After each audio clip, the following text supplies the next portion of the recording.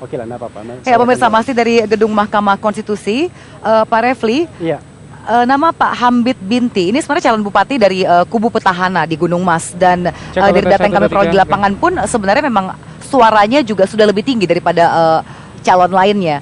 Nah, kira-kira menurut Anda, dugaan Anda, modus-modusnya ini mengapa seseorang yang sudah notabene angka suaranya perolehannya lebih banyak tapi masih juga mau menyerahkan uang? Apakah memang seperti itu ya kebiasaannya? Iya, ini analisis ya. Kalau fakta nanti, saya kira kalau soal fakta Pak Mahfud, Prof. Mahfud saya kira jauh lebih banyak tahu. Iya, dan masih diinvestigasi juga oleh KPK. Tapi begini, kalau kita melihat kasus pemilu kada ini, kan akan ada dua pihak yang berperkara. Pihak yang memohonkan dan pihak terkait. Kalau termohon KPU itu kan cuma figuran saja sesungguhnya, tapi ini pihak yang saling berhadapan. Nah, pertanyaannya adalah, jangankan yang kalah, yang menang pun kemudian ini rentan juga untuk kemudian diperas. Kenapa? Karena kan dia ingin mempertahankan kemenangannya. Maka kemudian misalnya dalam kasus yang saya investigasi, kemudian saya tuliskan, disebutkan pada waktu itu Pak Akil kemudian dalam tanda kutip mengancam. Jadi kalau misalnya kasus tidak diberikan uang, maka kemudian dia akan dikalahkan kasus Bupati Simalungun ini. Padahal pada waktu itu kemenangannya 40.000 perbedaannya. Nah, kenapa begitu? Saya pagi tadi bersama Ketua DPR, saya kira ada istilah yang barangkali publik juga perlu ketahui. Itu seperti menembak orang di atas kuda, menembak di atas kuda. Jadi sesungguhnya tanpa diapa-apakan, barangkali saja Pak Binti ini sudah menang, tetapi mungkin kekhawatiran yang bersangkutan itu dimanfaatkan oleh pihak-pihak mafia perkara ini untuk kemudian mengeruk keuntungan. Jadi kalau kita lihat misalnya dari kasus ini kan, yang mengusulkan merah kan sesungguhnya kan partainya berbeda. Kemudian brokernya kuning, yang dihubungin kuning.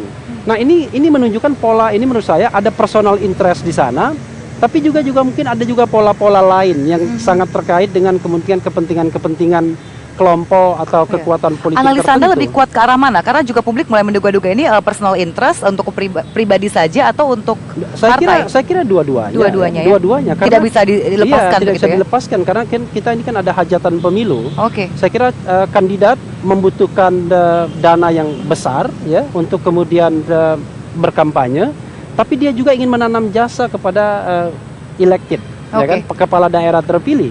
Dan ini saya kira tidak bisa diselesaikan hanya analisis hukum dari orang hukum seperti saya, barangkali perlu perspektif lain dari perspektif politik. Tapi yang ingin saya katakan adalah ini harus menjadi entry point bagi MK. Saya sama Prof. Mahfud ini sama saja sebenarnya, sama-sama cinta MK. Cuma mungkin berbeda cara dan posisinya saya kira. Nah, saya kira ini adalah momen untuk melakukan pembersihan dan pembenahan di MK. Kenapa begitu? Saya katakan demikian.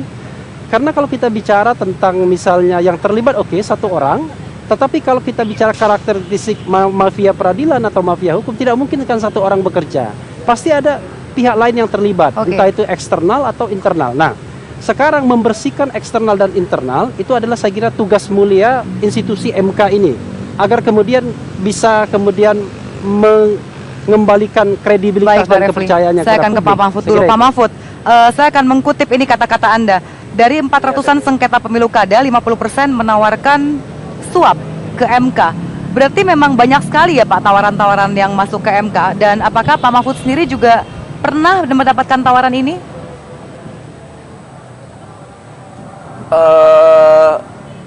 50% lebih selalu melakukan pendekatan-pendekatan melalui orang, melalui telepon, menawarkan uang macam-macam, dan itu semuanya dapat dikatakan dikelompokkan sebagai upaya penyuapan gitu ya. Nah, apakah saya pernah mendapat tawaran? Saya sudah sering katakan, saya sudah sering melapor ke polisi betapa orang di daerah misalnya menggunakan nama saya, orang yang kalah berperkara itu lalu kirim berita kepada saya bahwa saya sudah kirim uang ke Bapak kok kalah. Lalu saya tanya, Bapak ngirim uang ke siapa? Melalui si A, si B yang ternyata pengacaranya. Lalu saya laporkan ke polisi gitu.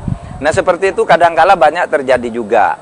Ada juga yang langsung kepada saya minta tolong-tolonglah berapa Pak Mahfud yang biasa ditawarkan? Dan macam-macam lalu macam-macam tidak pernah ditunjukkan ke mata. Pokoknya dia bilang ada uang ini, ada uang itu. Bahkan ada pernah yang membawa sertifikat tanah 5 hektar mau dikasihkan ke saya asal menang dan sebagainya. Dan itu sudah saya ungkap ketika saya jadi ketua MK dulu sebenarnya, dan sudah pernah saya tulis juga di dalam buku biografi saya tentang yang seperti itu. Iya, saya ingat Pak Mahfud juga pernah Gitu, mengatakan Sheryl. bahwa sudah mengadukan ke kepolisian tapi belum ditindaklanjuti, ya. Begitu ya Pak ya?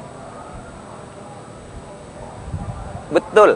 Bukan hanya ke kepolisian, saya mengajukan ke kepolisian beberapa nomor telepon dan hasil rekaman pembicaraan orang mau berusaha menyuap di antara mereka sendiri. Sudah pernah saya laporkan ke polisi, katanya sudah teridentifikasi tempat dan orangnya, tapi akhirnya tidak ada kabar. Ke KPK saya bersama Pak Akil sendiri pernah datang, bukan untuk melapor tapi untuk minta diperiksa. Itu saya pernah bersama Pak Akil karena konon di kota Waringin Barat itu ada orang ngirim uang kepada saya 4 miliar, ke Pak Akil 2,4 miliar. Saya bilang karena ini ada yang mengaku pernah ngirim orang, saya datang ke KPK ini orangnya. Lalu KPK membuat berita acara bahwa saya melapor. Saya bilang saya tidak melapor, saya minta diperiksa, saya bilang. Agar lebih tegas bahwa saya punya sikap terhadap soal-soal yang seperti itu. Ya. Baik Pak Mahfud, ditahan dulu Pak Refli, nanti kita Cukup, juga akan Sheryl. kembali dengan, saya akan mencoba menanyakan bagaimana sebenarnya Pak Akil Mokhtar di kalangan MK, karena orang luar MK banyak yang cukup kaget ketika Pak Akil akhirnya terpilih sebagai Ketua MK yang baru. Kami akan segera kembali.